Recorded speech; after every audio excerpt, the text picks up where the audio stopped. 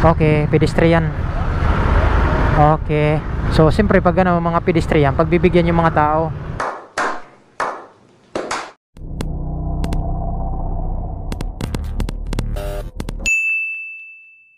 Welcome back. I'm Zam Motovlog.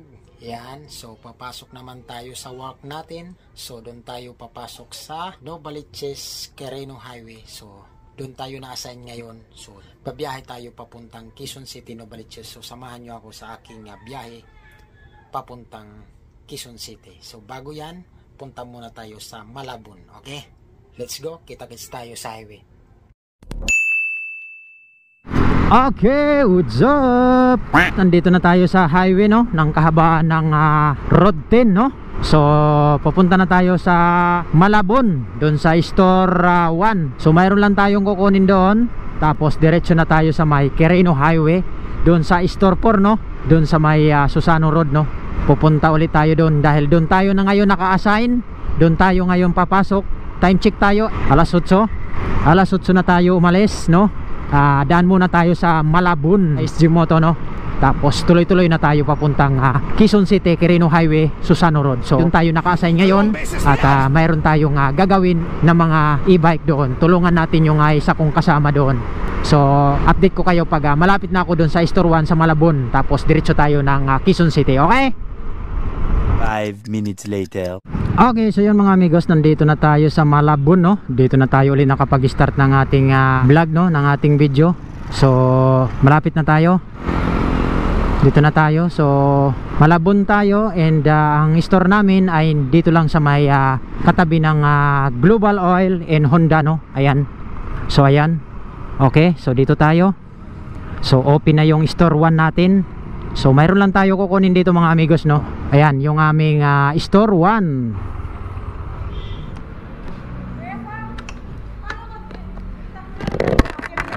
Ha? Turuan mo nga ako kasi mamaya pupunta yung ano, hindi na pala naturuan ni Johnny. Yung? Tatanggalin kasi nila yung battery. Tapos? Sa bahay din i-charge. Paano yun? Yung kuhan, ano ba to? Yung ganito lang ba? Oo, yung commander kahapon. Hugutin mo lang. Di ba may naka-charge dito?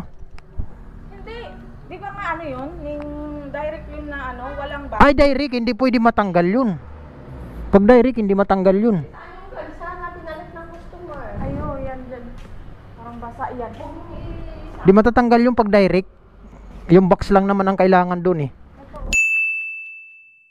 Tapos yung isa kahapon na hindi bumalik na sabi ko kuha ng ng ano, ipa-remind mo kay Beth na yung kahapon na yung isa may pina-upgrade doon eh. Okay. May pina-upgrade pa rin. O, sige na. Dito na ako. Oo. Okay. So, ayun mga amigos. So, diretso na tayo. Diretso na tayo sa may Quezon City, Novaliches, no? Yan. So, ito pala yung store namin. Yan yung mga e-bike namin. So, let's go. Sige. Dito na ako. Okay, so yung mga amigos, no? So, let's go. At biyabiyahin na tayo ng Novaliches Quirino Highway, no? So, tuloy-tuloy na tayo. Ayan, pinuntahan lang natin dito sa SG Moto Store 1 Malabon, no? So, ngayon ay papunta na tayo ng Quezon City, Novaliches. Doon tayo i-steam muna sa isang araw dahil doon tayo na-assign, no? Sabi ko nga kanina, doon tayo na-assign.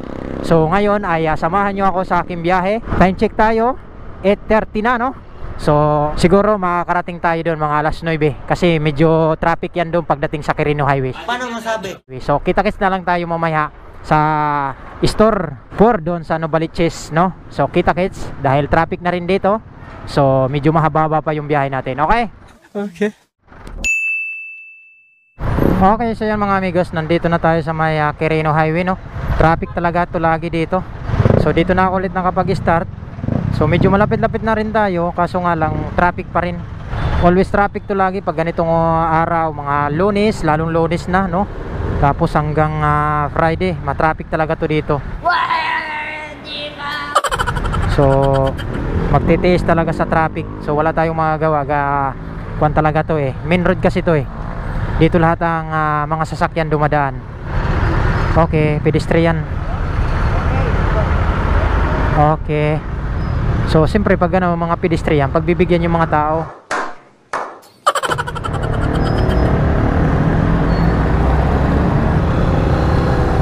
daming tumatawid dito. Okay. Sige, kayo muna. Okay, kami naman. Okay. So, ayun. Medyo lumuwag na. Pero doon banda sa dulo, magkaka-traffic pa uli yan. So, daanan natin yung SM Novaliches, no? Ayan. So, kasi papunta tayo ng Susano Road, Quezon City. So, ito naman yung SM Novaliches. Yan. Yan, SM. So, madalas lang ako dumaan dito, pero hindi pa ako nakapasok diyang SM na yan. Ng Novaliches. Okay. So, yan, napapansin nyo naman sa bandang dulo, medyo traffic pa, no? Okay, so yung mga amigos, nandito na tayo, no, sa may Susano Road, no, sa store 4 ng SG Moto. So, dito tayo kasi na-assign ngayong araw na to.